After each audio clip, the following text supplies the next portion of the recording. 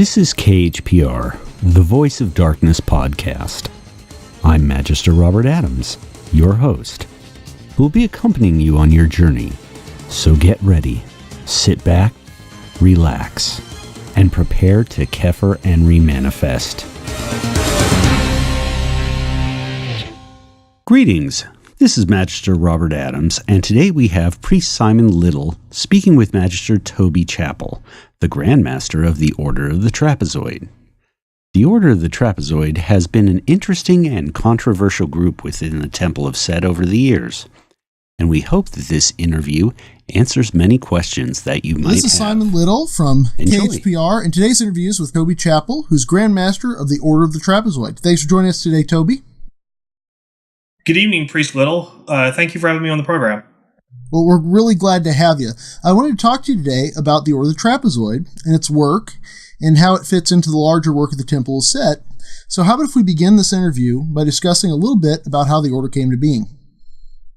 So the Order of the Trapezoid is an order or an area of specialization within the Temple of Set. It is consecrated as an order of knighthood dedicated to the Prince of Darkness and to the protection of the Black Flame. The Black Flame itself being the source of self-aware, self-directed consciousness.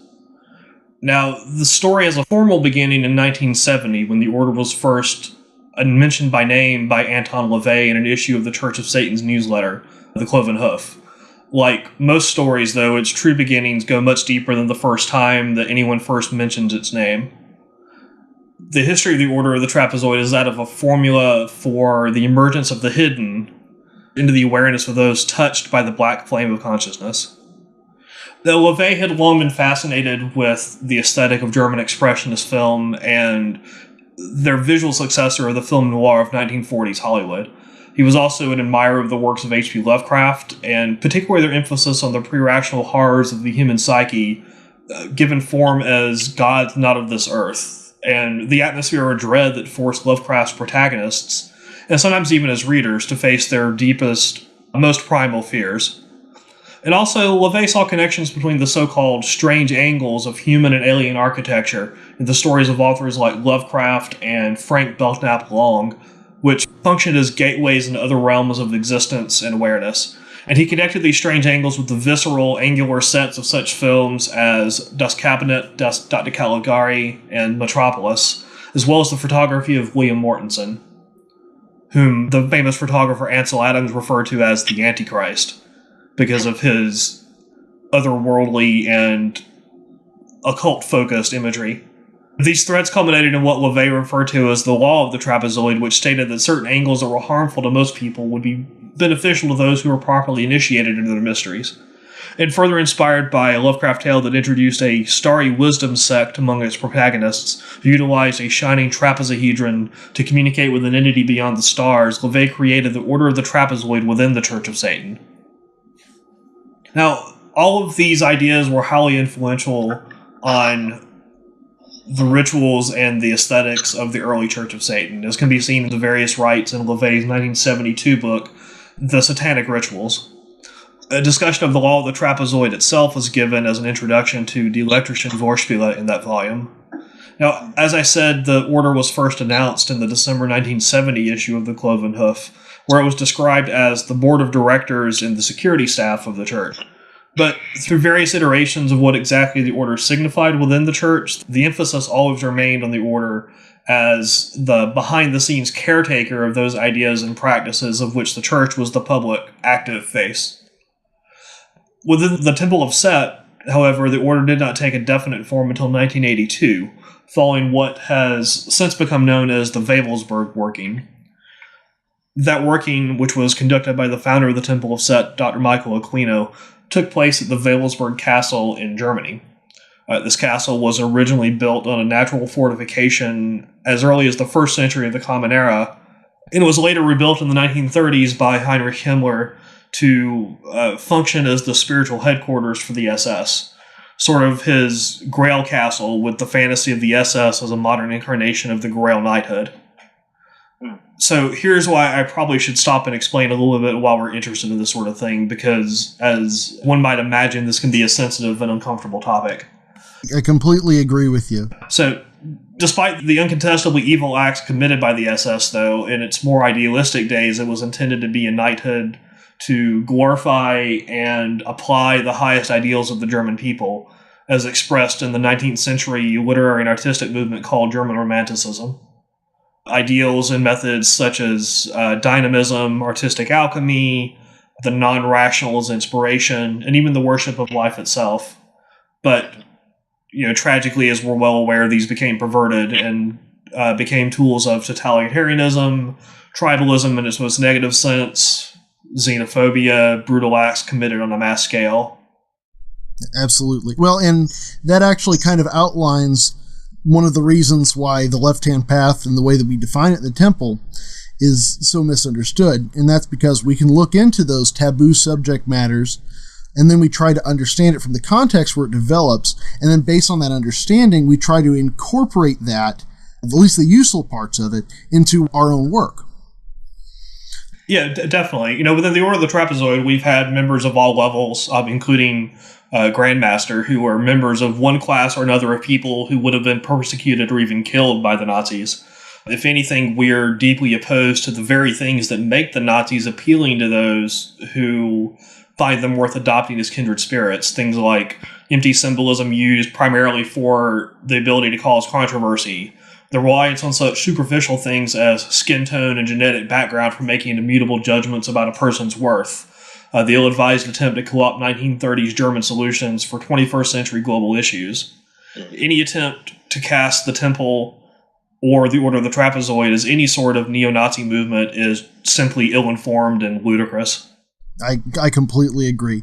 So now that we made that necessary clarification, though, could you talk to some of the useful and interesting things that the OTR took from the Wavelsburg Castle? The reconstitution of the Order took place at the Wavelsburg Castle to recapture the positive elements of this stream of ideas from the location where the dark arts of the North were last attempted. But now there were also added the aesthetics and techniques from Lovecraft, from German Expressionism, all the other influences on the original idea of the Order. The mission behind the reconstitution needed a chivalric order of knights sworn to uphold the highest ideals of honor and ethics, so that this potent alchemy would never be misused again. I wanted to read a brief excerpt from the charter of the Order because I think it sums up this most succinctly yet completely. It reads, "The Order of the Trapezoid extracts the positive, the constructive, the exalted, and the romantic from the German magical tradition, and just as carefully avoids and rejects those excesses, distortions, and cruelties which have made this tradition an object of the most extraordinary fear, condemnation, and suppression in the post-war period. The Germanic tradition is also part of the legacy of the Prince of Darkness, hence it is appropriate to an order within the Temple of Set, which embraces all manifestations of the powers of darkness in this world." Absolutely. And you know what? That actually demonstrates another one of those misunderstandings that people have about the Temple of Set, and that's the idea that we're an Egyptian organization. Now, we're not. That's not the case, though we do take a lot of inspiration from the symbolism of the Egyptian god Set. We're also not at all limited by that, and the Order of the Trapezoid's Germanic links probably are one of the best examples of this. Yes, I agree. Certainly about the Temple not being a neo-Egyptian organization in any way, shape, or form, even though that is the source of much of our symbolism and inspiration. Well, we have some great Egyptologists in the Temple of Set. It's just, that's not where the emphasis is placed for maybe even the majority of our initiates.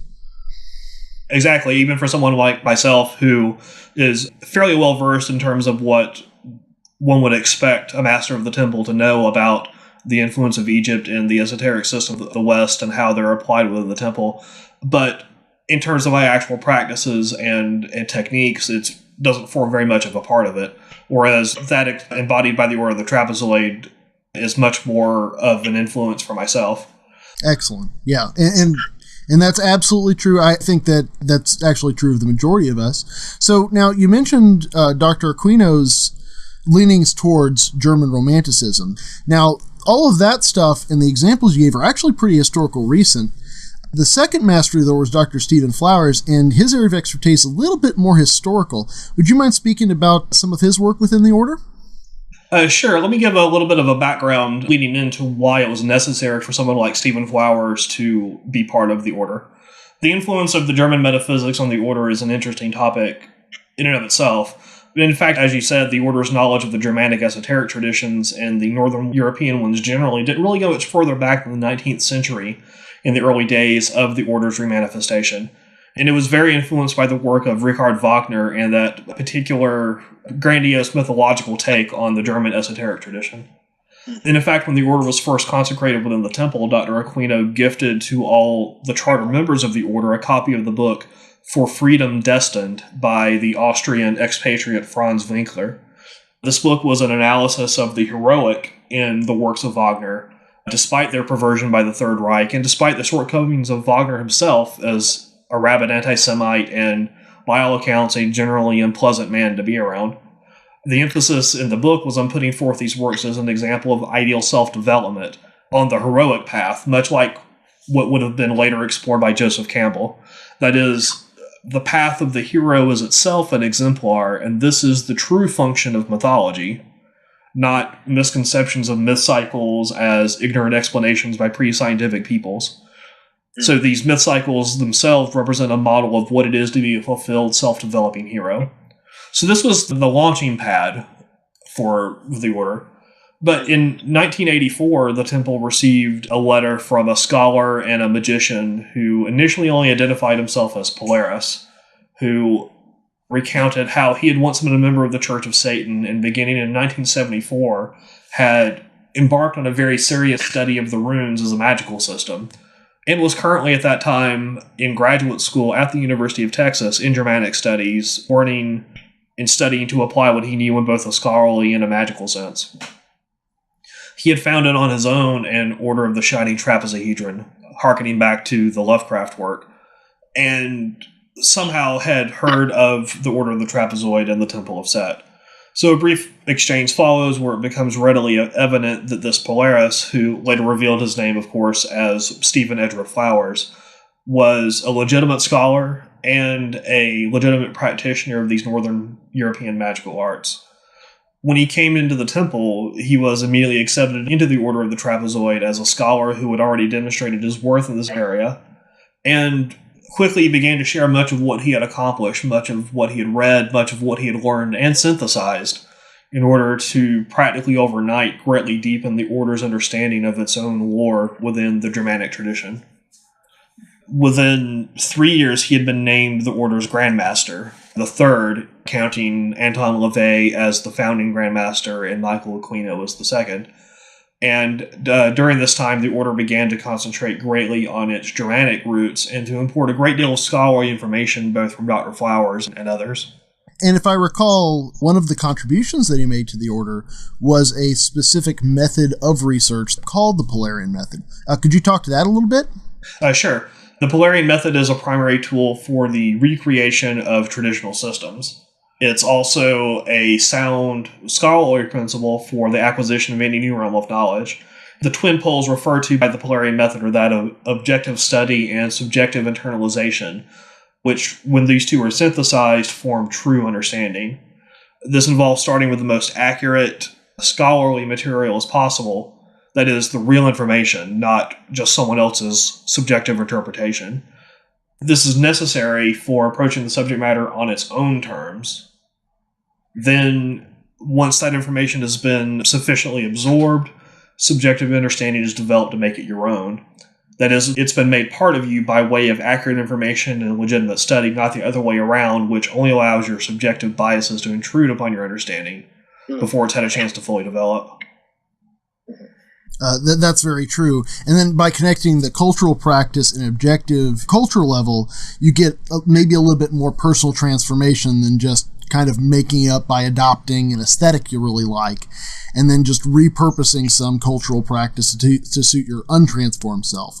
If you think about it, it might be a little bit of a commentary on sort of the modern occultist approach to a lot of these mystery schools and magical practice and that sort of thing as well. A lot of Flowers' work emphasizes the Polarity Method and the pursuit of runa, or the pursuit of mystery, which I'll be speaking more of in a moment, as sort of an antidote or an antithesis to what's commonly referred to as the occult, where things are often obscured for their own sake, not in terms of uncovering mystery, such as one does with the pursuit of Runa, where things are hidden because they are not yet apparent, but then they become part of your awareness and part of your understanding as you discover them. But things are not deliberately hidden in order just to make them obscure on their own. So central to the work of Dr. Flowers is this word Runa, which he had heard himself in 1974 while on a sort of a magical trip of discovery with no particular goal in mind. He heard it distinctly whispered into his ear, which he was then quickly able to determine was related to the runes, with which he was really only dimly acquainted at the time. Sort of in his own words, a cultizoid nincompoop of the day, where they were just among the common mishmash of things that one would tinker with without really understanding them. But he is familiar enough with them to understand that there was something deep going on here. So he goes to the University of Texas library the next day, skips out on his classes, checks out every book that he can find on the runes. Some of them scholarly, some less so, some deep, some not, some in English, some in German, which he spoke passably well at the time, which is quite a fortuitous turn of events there. So among these were some interesting books. There were lots of hardcore academic material, but also books from runic practitioners such as Karl Spiessberger, who was a member of the Armanen order, practicing a runic neo-tradition based on the work of the early 20th century German mystic Guido von List. Now, the Armanen system was an 18-rune system. It was very modern, but not very directly related to the Elder Futhark. But this became Flowers' initial obsession with the runes. As he studied more and his studies increased as he went through graduate school, he began to understand that there was a deeper tradition behind this and refocused his efforts on the traditional aspects in order to recreate them. The tradition itself endured because there was something deep within it, in and of itself.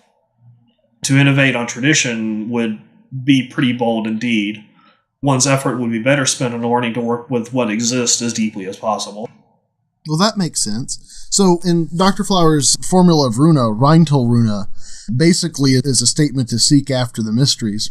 Yeah, as you said before, the occultic approach of I'm going to have greater and greater secrets revealed to me by my affiliation with an order or by digging through a bunch of old books and doing that sort of thing is a really big contrast to that sort of Nietzschean horizon building that you end up having with this more runic idea. Absolutely. One of the principles of Runa is embodied in the lines from the Havamal, which state, one word led me to another word, one work led me to another work. This is the principle that as one discovers or uncovers more of the mysterious, there's more yet to be found, which had been previously hidden to you because you weren't ready or able to see it yet. So this is a recursive method for digging deeper and deeper into the roots of things in order to be fully transformed by them. Well, that's excellent. So going back a little bit to the Wewelsburg working, one of the things Dr. Aquino got from the work was the concept of Valhalla. Would you mind discussing that a little bit and explain what it means to the order? Certainly. The chamber in the Wewelsburg that is often referred to as the Hall of the Fallen is somewhat officially known as the Gruft, which is the German word for crypt. It's not actually a crypt. It's clear if one sees the inside of it in person that it was never meant to hold funerary urns or anything like that, as many of the popular accounts would have you believe. It's very much more of a focusing chamber where any sound emanating from within the chamber and any light shining through the 4 high windows is focused on the central pit. The Hall of the Fallen is also one of the ways that the word Valhalla is typically translated. So while it's unofficially a name for the chamber itself, more specifically it was a concept that Dr. Aquino explored within the Wewelsburg working. Valhalla is what we would refer to as its state, a state of constant motion, renewal, dynamic, self-directed existence. If you compare this with the mythology around Valhalla in the Northern European tradition, Valhalla was the place where warriors went after having been slain in battle. There they engaged in perpetual combat, interspersed with perpetual feasting. Both of these were meant to be not only a source of pleasure, but also a source of readiness and preparedness. When the Twilight of the Gods, Ragnarok, takes place, there is the unleashing of the armies that had been training in Valhalla to fight in this final battle before the cycles of existence begin anew. The state of Valhalla, as understood within the order of the Trapezoid, is such that one has a sense of the immortality of the psyche, but is also prepared prior to the demise of the physical body to be able to do whatever is necessary. that is a state of perpetual readiness by keeping things moving, keeping one's life in motion, never resting for more than is necessary, and never straying far from the ideal of continual self-change.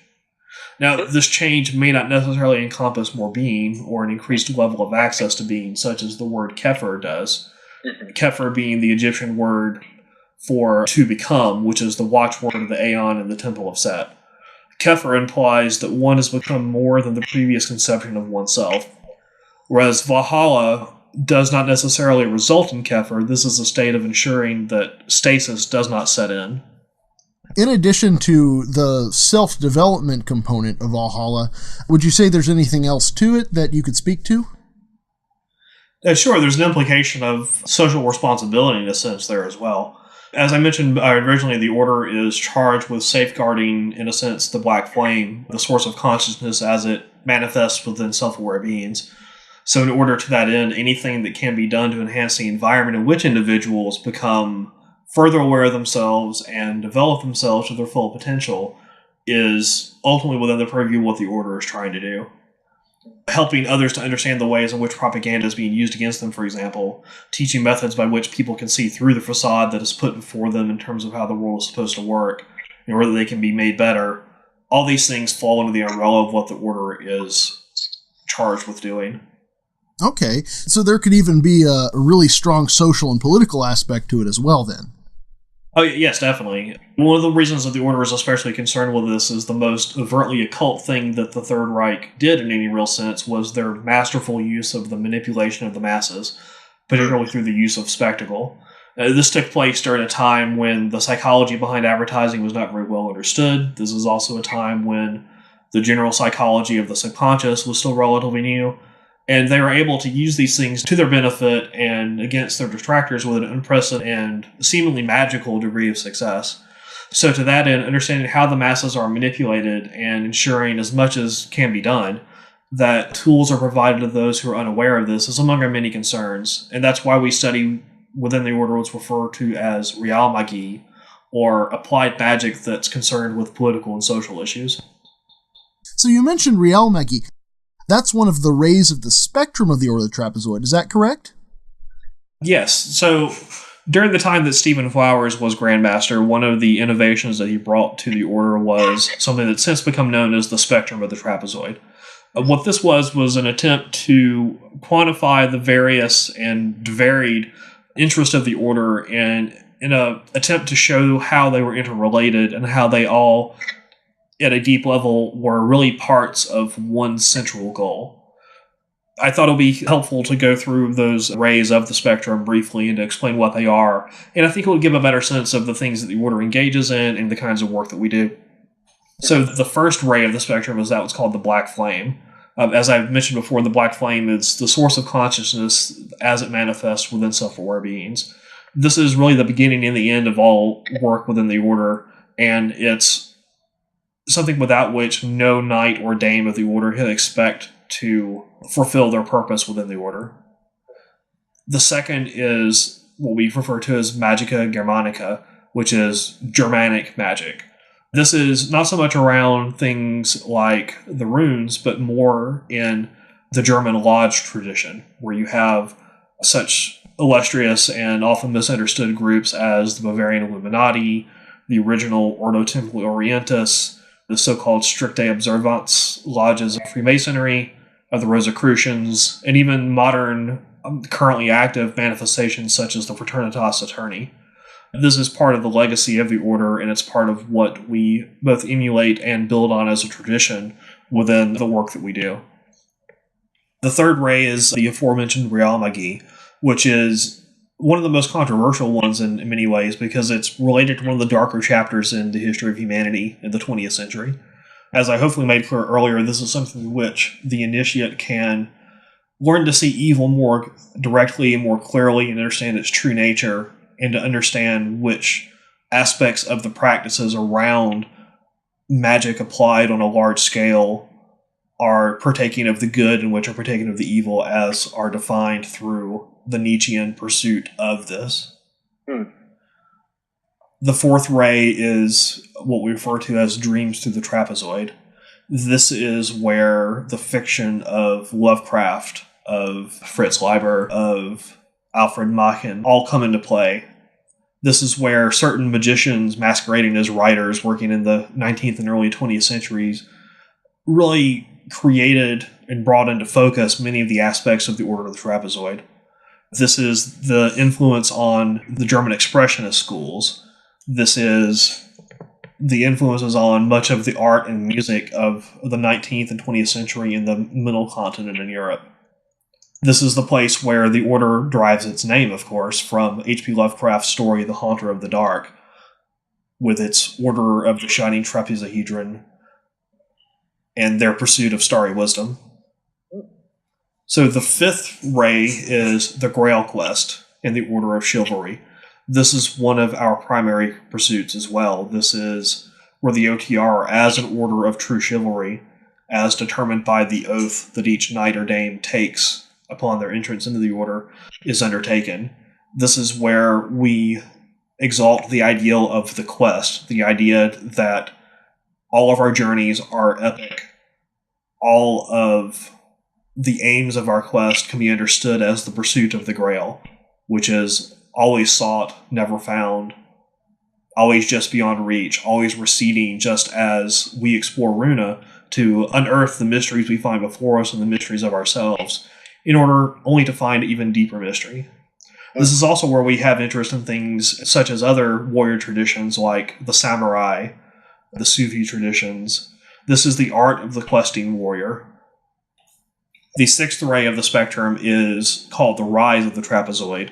This is concerned with the history of how trapezoidal principles rose up and are continuing to develop. This is where we focus on mythology and neo-mythology in terms of how the myth building is itself an expression of the Black Flame and becomes an exemplar of the quest. This is what we use to lend balance and wisdom to the practical applications of these other things that we experiment with. And this is also where such interesting things as multidimensional musings and exploration of time as a magical tool come into play. The seventh ray of the spectrum is that which we refer to as the Way of Wotan. Wotan is the German form of the god Odin. This is the form of the Prince of Darkness, which was the form that was encountered by Dr. Aquino in the Welsberg working. And this is where the Germanic path itself is pursued. So it's pursued both as historical, but also pursued as ever-evolving now that it has been fully reborn into the world. So, to clarify, where a Hermetic or Egyptian-oriented magician might identify with Set and Typhon, for the more Germanic-oriented magician, they might be more inclined toward Wotan. Absolutely. Odin or Wotan, or whichever form you approach it in, is one of the other aspects of the Prince of Darkness as we understand it within the temple and within the Order of the Trapezoid. Just as Set is that same manifestation within the Egyptian pantheon, Wotan is the manifestation of the Prince of Darkness within the Germanic pantheon. This is the one who is the initiator. This is the one who brings inspiration. His name literally means, in its roots, master of inspiration. This is where you have the contrast between Set as the bringer of isolation and separation, as opposed to Odin, who is the bringer of inspiration, as both aspects of what the Prince of Darkness is as a principle that we work with. Excellent. So, to clarify that as well, that's not just kind of a false syncretism that someone might place on top of those things. It's taking that thing which the Prince of Darkness represents to us from within a cultural context and then deriving additional meaning based on that context. That's right. These would be considered the subtle deity forms of that same foundational principle that we call the Prince of Darkness. That's an excellent clarification. The eighth ray of the spectrum is what we call the angles. Specifically, this is the work with geometrical magic. As I mentioned earlier, the strange angles of Lovecraft, of German Expressionism, etc., that were a major influence on the philosophies and practices of Anton LaVey. and which were reborn in the Order of the Trapezoid in its original conception. This is also where we work with something that we call the 9 angles. The 9 angles comes from a work that was published in the Satanic Rituals called The Ceremony of the 9 Angles, which was written by Dr. Aquino as a personal favor to LaVey. The 9 angles referred to in the ceremony are the 5 angles of the pentagram and the 4 angles of a trapezoid, with the upper corners of each figure connected to form one unicursal figure. It's difficult to go in depth into this on a podcast like this because we don't have visual aids to show what we're speaking of, but in a sense, the 9 angles can be seen as a description of the journey that an initiate makes, as well as within that journey, the individual cycles of how ideas and processes come into being. Each angle has a word associated with it which encapsulates that part of the process, and so by understanding it in its unfolding, then the process as a whole can be understood. Think of this as something along the lines of the runes. In a sense, take for example the Elder Futhark of 24 runes. These are 24 aspects of one central mystery. Each one of them has its own properties, each one of them has its own place in the ordering, each one of it has its own interrelationships with the others, but there is a deeper meaning behind them that they all partake of. In this sense, the angles are 9 properties or 9 mysterious steps along how processes may come into being, which by understanding the parts of it, instead of just seeing it as one coherent whole, one can then approach it as a means of further working within that system. Working with the 9 angles is also not something that's only limited to members of the Order of the Trapezoid. It's a very distinctly Setian system that we happen to have. And it's distinct from a lot of other cosmological models in that instead of describing all the different parts of a cosmos, it's rather kind of giving certain steps within a process. When it was created, this was created as a purely left-hand path system. It's not an older system being reclaimed. It's not innately influenced by systems that would be incompatible with the left-hand path that have been retooled to become left-hand path. It has, in and of itself, been a left-hand path system from its very genesis. The 9th and the final ray of the spectrum is what we call Mad Labs. This is one of the more fun ones, honestly. This is where working with the ideas of people like Nikola Tesla, Wilhelm Reich come into play. This is borrowing sort of the aesthetic of movies like the classic 1931 Frankenstein and Metropolis from 1927 come into place. Things where you have the archetypal mad scientist who is sparing nothing to cause his creation to come into being, and doing so with a wide variety of gadgets and things that go crackle and charge the chamber, and things that will kill you if you get too close to them, such as Tesla coils. Dangerous, exhilarating, but very fun way. This is also where some of the musical explorations with the Order take place, where we experiment with different ways of affecting thought, mood, and the atmosphere of the working chamber by way of music. Excellent. Well, and there is, in our modern world where we're always walking around with our telephones, there is sort of this intermingling of our consciousness with the technology around us all the time. If nothing else, that Mad Labs aesthetic perhaps suggests that on a very primal, very dangerous, and somewhat historical level. Yes, definitely. And it's a very 20th century aesthetic to apply as well. So it's very modern, and it's very much part of the neo-traditionalism and neo-mythology that the Order of the Trapezoid enjoys working with. It's part of building new paradigms for interacting with the world around us and for making our magic even more effective. That is excellent. So you mentioned the 9 angles as part of the spectrum. Now, it's my understanding that the Order of the Trapezoid has been using the 9 angles as a major concentration of focus for the last several years. Would you mind speaking to that? Sure. So beginning in 2008, the Order began an exploration of the 9 angles, which was designed to go fairly slow and designed to take 9 years. So within each year, the Order has spent time working with, discussing, and exploring the meaning of each angle individually in order.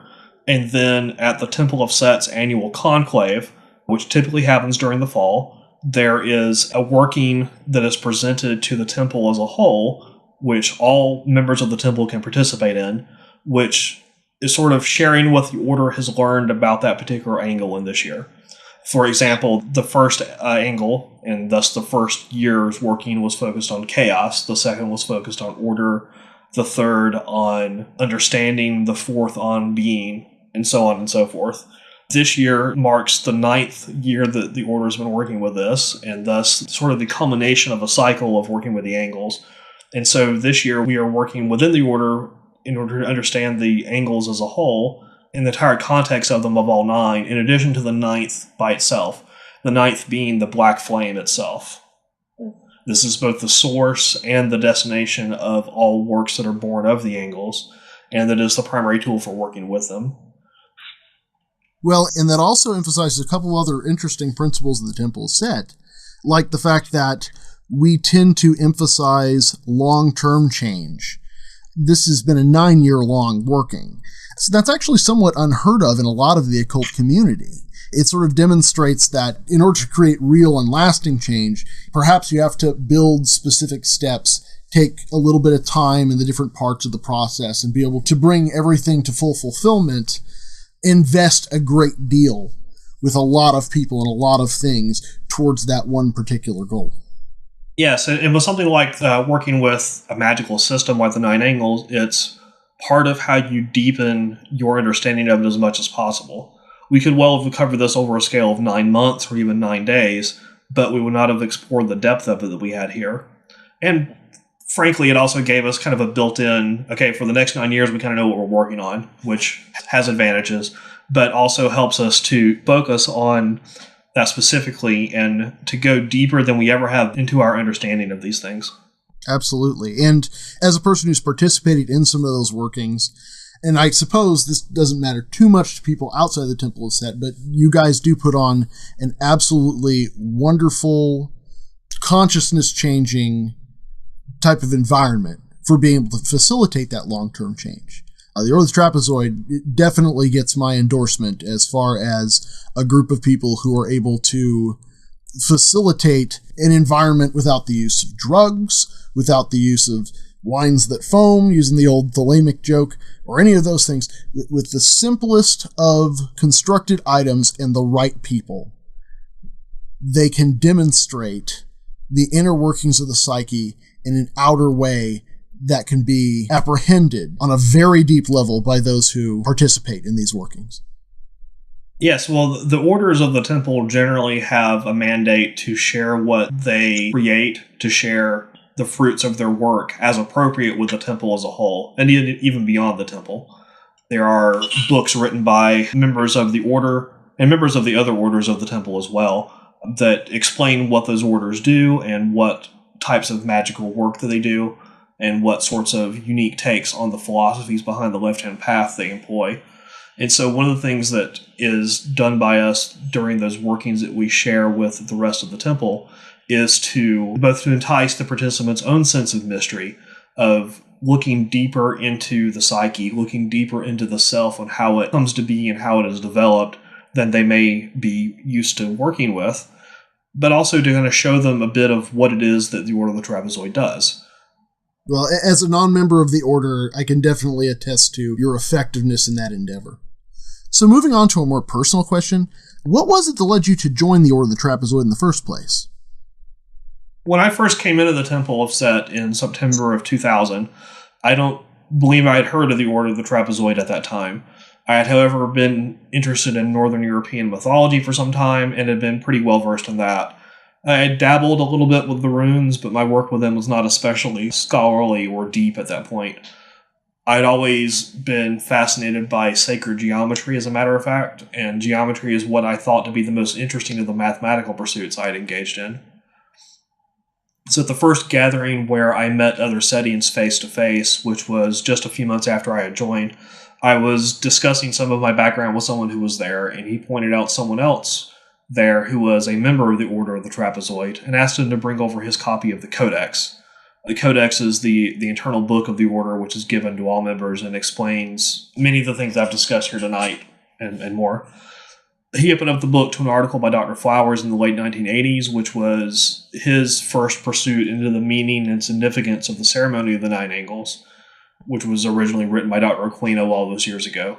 He showed this to me thinking that because of some things I had said about my background that I would find it interesting, which I did. I was fascinated by the idea that one could use this geometrical symbolism as a magical tool, and fascinated by the idea of how this could be an applied version of the mathematical pursuits that I had found interesting at an intellectual level, but had never understood how to shape into a magical technology. So from that point on, I was hooked on the idea of the Order of the Trapezoid and kept a close eye on it. And that initiate of the Order who originally showed me the Codex and this particular material ultimately was my sponsor into the Order when I joined it about 2 years later. Over the years, as I worked with many ideas of the Order and my own quest as realized through it, I began to hone in on the Nine Angles as the primary expression of my work within the Order. I'm not myself an expert on the runes or some of the other areas of the spectrum of the trapezoid, although I'm certainly conversant in all of them. However, a few of these areas do particularly resonate with me. For example, the 8th ray concerning the angles, the 4th ray revolving around neo-mythology, such as that in the works of Lovecraft and Fritz Leiber, etc., as an inspiration in various magical approaches, and the 9th ray of Mad Labs.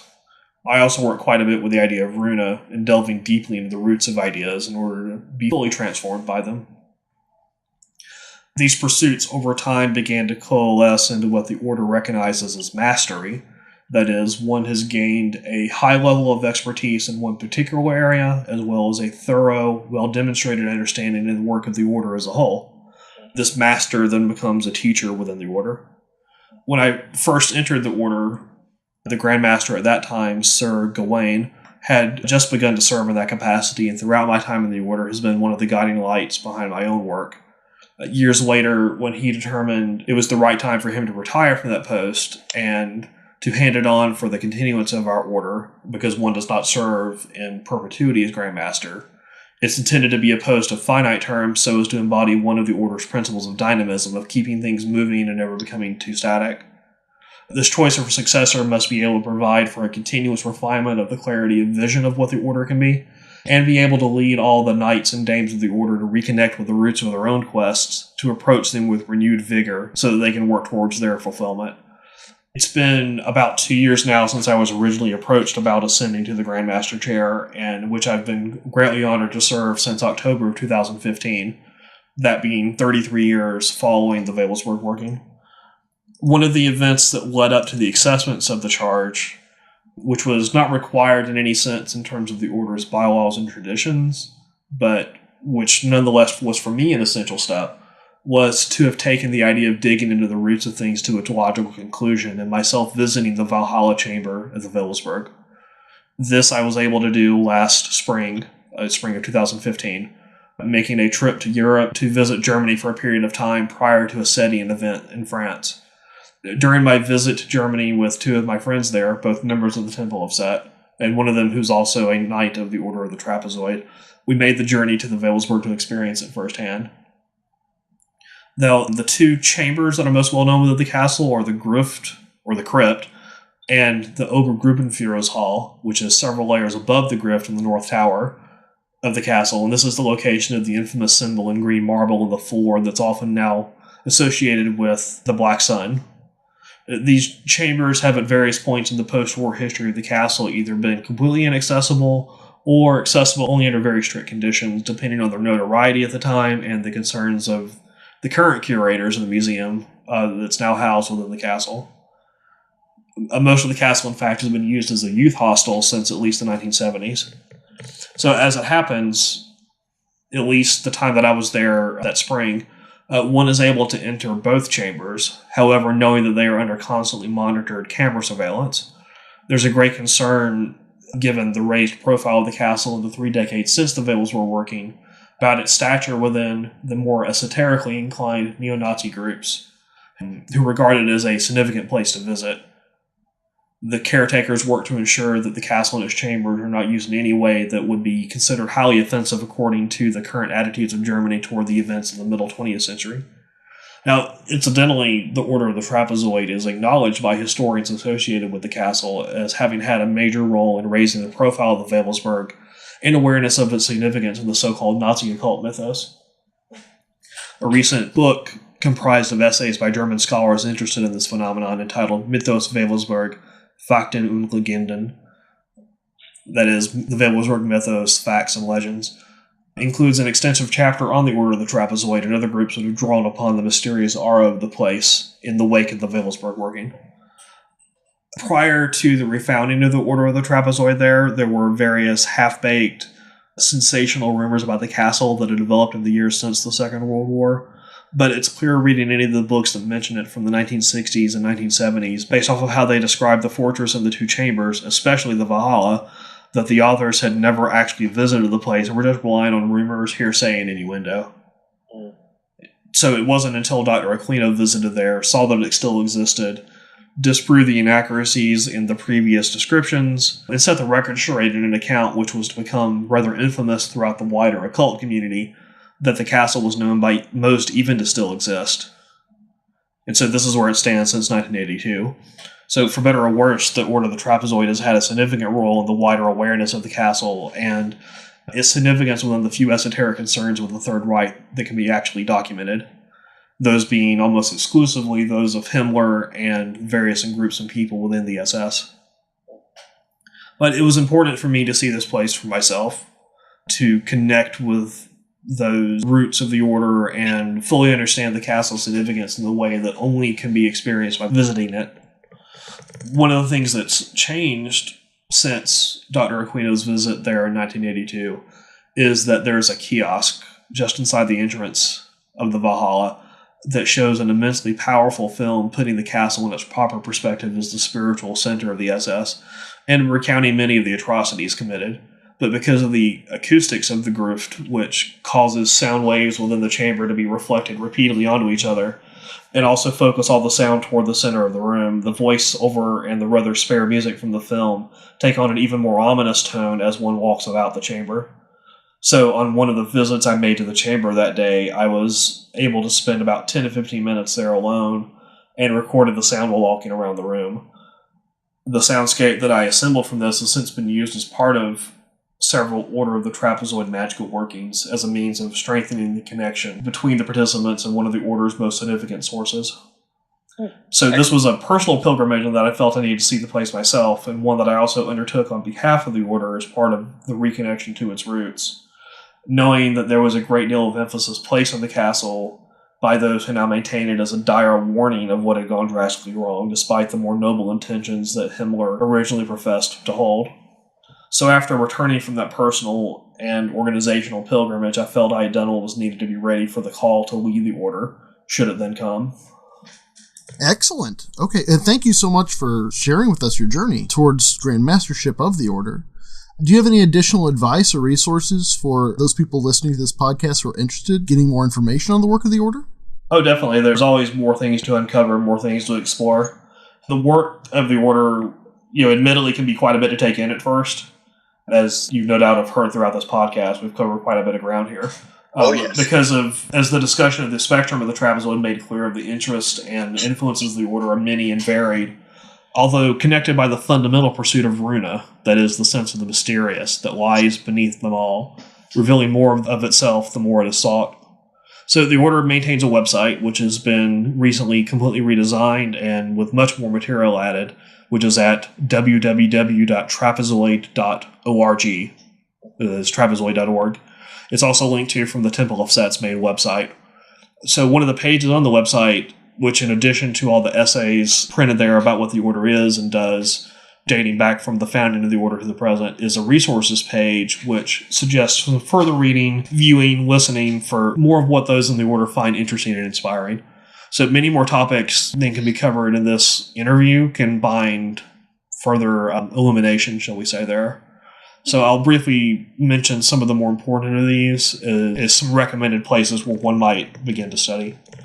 So an invaluable resource, of course, is the Temple of Set History by Dr. Michael Aquino, Grand Master Emeritus, which can be ordered through Amazon.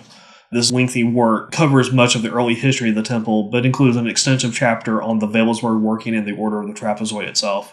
And the book also includes various essays that have been previously only available within the Temple of Set, but are now presented uncensored to the public. There's also a book by Dr. Stephen Flowers, Grandmaster Emeritus, titled Lords of the Left-Hand Path, which covers the left-hand path throughout history, but also includes 2 detailed chapters on the Church of Satan and the Temple of Set, including some further information regarding the Order of the Trapezoid. This is one of those books that's necessary for understanding the matrix of thought in which the Order has been created. Absolutely. Well, in addition to that, it's probably one of the central books where the Setian concept of the left-hand path, sort of an anthropological idea of what it consists of, is explained to those people not involved in the Temple of Set. Yes, definitely. It's a very extensive and highly readable work. It's written not as a scholarly study so much as a scholarly overview of the material in a way that's meant to be very accessible to the general public. Absolutely. It works very well as a bibliography. Yes, most definitely. Many more resources there than can be covered here, but they're a gold mine of further things to explore. Also, there is Uncle Setnock's Essential Guide to the Left-Hand Path by Don Webb, former High Priest of the Temple and also a Master of the Order of the Trapezoid, which is essential for its analysis of modern left-hand path through thought and practice, and it even includes suggestive rituals and exercises of self-exploration, some of which have an implicit undercurrent of many of the ideals of the Order. Now, both of these latter 2 books can be ordered directly from Lodestar Press, which is at www.seekthemystery.com. Lodestar is the remanifestation of the renowned Runer Raven Press. These books and others from Runer Raven, which have been out of print for quite a while, can be acquired at much more reasonable prices there than through eBay and friends. Absolutely true. So don't go pay $200 for them. Moving on from temple authors to some other resources that are useful if you're at all interested in some of the topics I've covered today.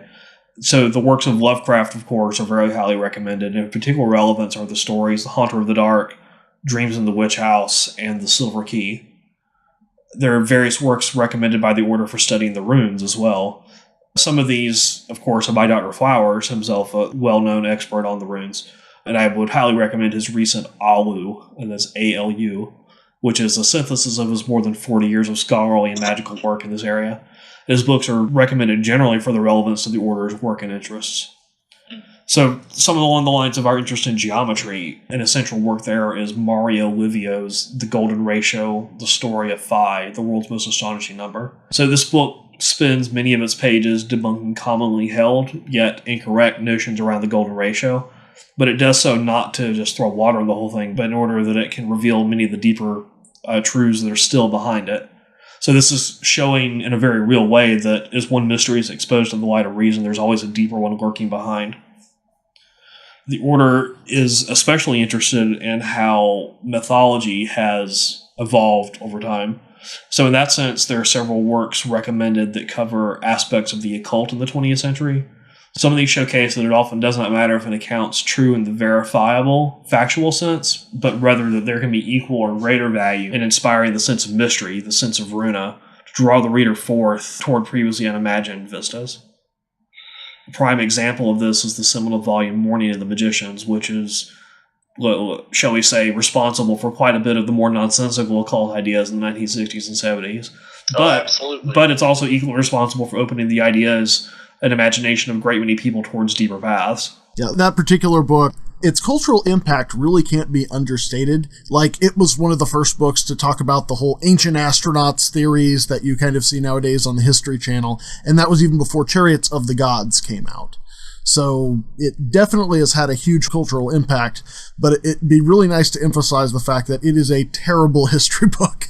To those of you who are going to read that particular book, its place in the occult revival is absolutely assured, but compared to a lot of the more modern explorations of that area, it comes up a little bit short.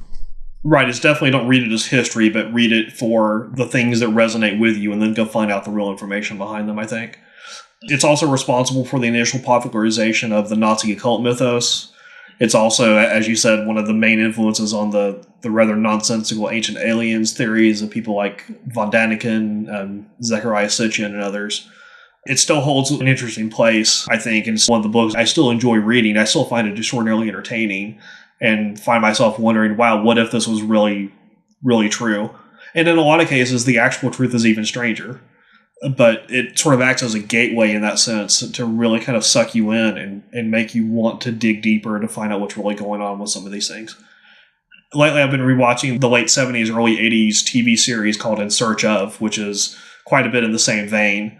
Even though, even at the time, they were, I'm sure, well aware that most of what they were peddling was, as they say, what comes out the south end of a north-facing bull. But for me, it was one of those early things that sucked me in, where you start thinking, what if? You start fantasizing about what is that really what's going on with the mystery that they're talking about here. And they even hedge their bets when they're describing it. They say something along the lines of the intro of, we're just presenting one theory among possible ones, and we're not claiming this is the only way to look at it, which is a great way for saying, don't take what you see here too literally, but there's a thread to pull to really understand what's deeper if this really grabs you. Oh, yes. Well, in the consciousness itself, it doesn't have to play by the rules of things like history or physics or any of those sorts of things. We're able to latch onto ideas that have no practical capability of happening in the world as it stands. We take the elements of our consciousness from a lot of different things, and those things can be, in any other sense, utterly ridiculous, but very, very useful for a person over here. Like the idea of an angel. In order for someone to have a human form and have wings on their back and be able to fly, they would have to have a chest that was about 6 foot wide, they'd have to have hollow bones, and all those things would be utterly impractical. But it still makes for a very poetic image for the consciousness to latch onto. Yeah, a lot of times the value is not in, is this the truth, but does it make you dream bigger? And sometimes that's the real purpose behind it. So I'll also mention on the resources and recommendations that on this resources page on the Order's website, there are links to various musical or artistic things that are created for and by members of the Order. Music by myself and others, and things which, whether through their symbolism or their magical uses, have a deep relevance to the work of the Order. Is there anything else that you'd like to talk about pertaining to the Order and its work at this time? Well, I think at this point we've planted plenty of seeds and suggested enough possible avenues of inquiry, I think, to cover some of the essential aspects of what the Order of the Trapezoid is and does. So it's difficult to express the entirety of what the Order is about in formats like this with a limited amount of time, and unfortunately we can't go much deeper into topics like the 9 angles without some visual aids, because it's just not effective describing geometry. You have to trace it yourself, you have to see it to really understand the concepts. But I think that with some of the resources that have already been mentioned, there are enough threads there to provide some ideas of where to go next if you want a little more. And there's also a contact page given on the Order's website as well, which we would welcome contact from anyone who has questions about the things that I've talked about today. I would also like to stress that what we've discussed here today only scratches the surface of the Order's practices and interests, and I would highly recommend that anyone who is interested in these topics explore the information available on the Order's website at www.trapezoid.org. Well, excellent. So thank you so much for speaking with us this evening, Magister Chapel. I'd like to add that this is actually a very auspicious day to be having this conversation, as today is July 13th, and it is now the 27th anniversary of Dr. Flower's recognition as a magus of the word runa within the Temple of Set. So I really do appreciate you taking the time today to talk with us on that. And on a more personal note, back whenever you were a really newly recognized priest, you participated in another podcast over the topic of Thelema, and with another Magister Templii in the temple, and I was listening to that podcast, and that's what ended up helping me find the Temple of Set. So I just wanted to let you know that that's made a really profound difference for me, being able to find you on a podcast, kind of like what we're creating right here. And it's my most profound hope that somebody out there listening to this podcast is similarly inspired to pursue the work of the left-hand path within or without the Temple of Set.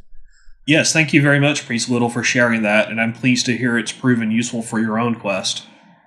Thank you also for your questions and insights, and to all who are listening, I bid Rhine till Runa, seek the mystery. You've been listening to KHPR, the Voice of Darkness.